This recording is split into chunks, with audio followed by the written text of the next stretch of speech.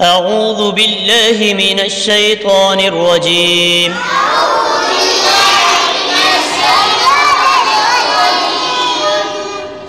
سورة القارعة مكية.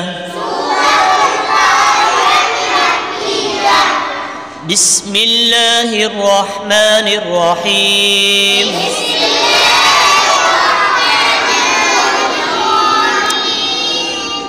اس سورت میں 11 آیتیں ہیں اور ایک رکوع ہے.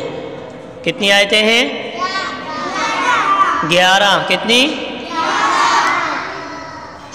القارعة ما القارعة.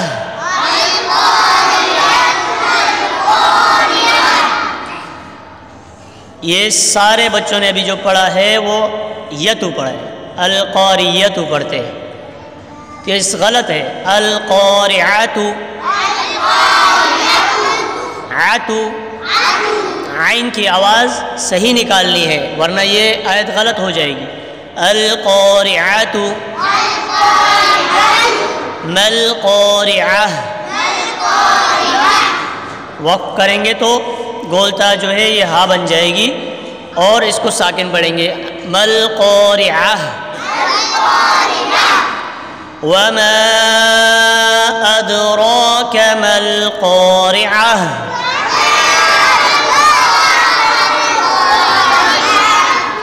وما میم کے اوپر مد ہے، اس کو کھینچیں گے. ادراک، را کے اوپر کھڑی زبر ہے، اس کو بھی کھینچیں گے اور کاف باریک پڑھیں گے. ما القارعة. يوم يكون الناس كالفراش المبثوث.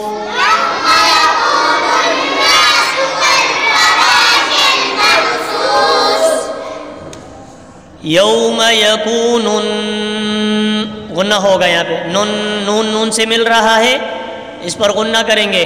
پڑھو. یوم یکون الناس کالفراش المبثوث. مبثوث کو پڑھتے ہوئے سا کا خیال رکھنا ہے، سی نہیں پڑھنا.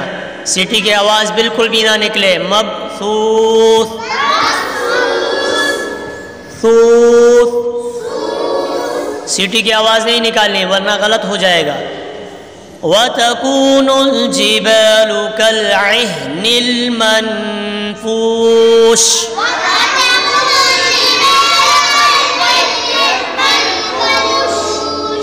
منفوش قنہ ہوگا، آخر میں شین ساکن کی آواز نکلے گی. کالعہن، عہن میں عین کی آواز صحیح نکالنی ہے. عہن، دونوں مشکل حرف ہیں، دونوں کی آواز صحیح طرح سے نکالنی ہے تبھی تلفظ درست ہوں گے. کالعہن. فَأَمَّا مَن ثَقُلَتْ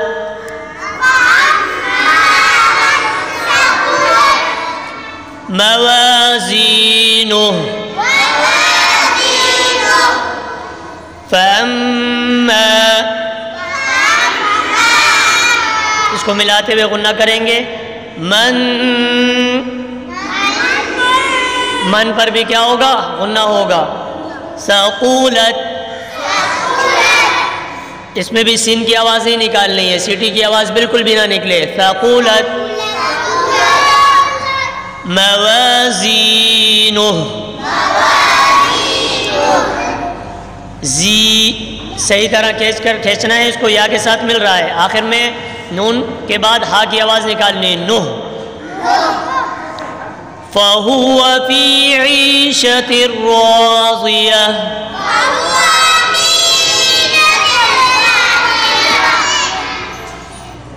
وَأَمَّا مَنْ خَفَّتْ موازینہ.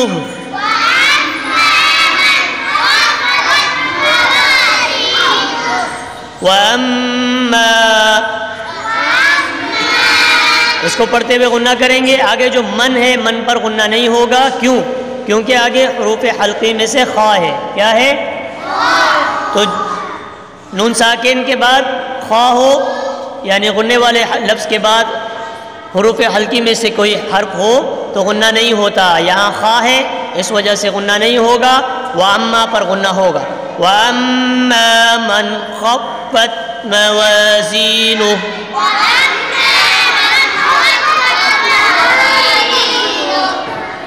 فَأُمُّهُ هَاوِيَةٌ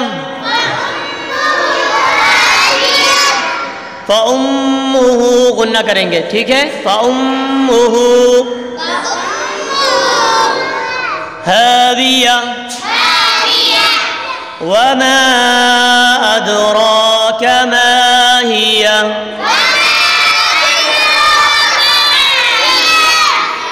نَارٌ حَامِيَةٌ.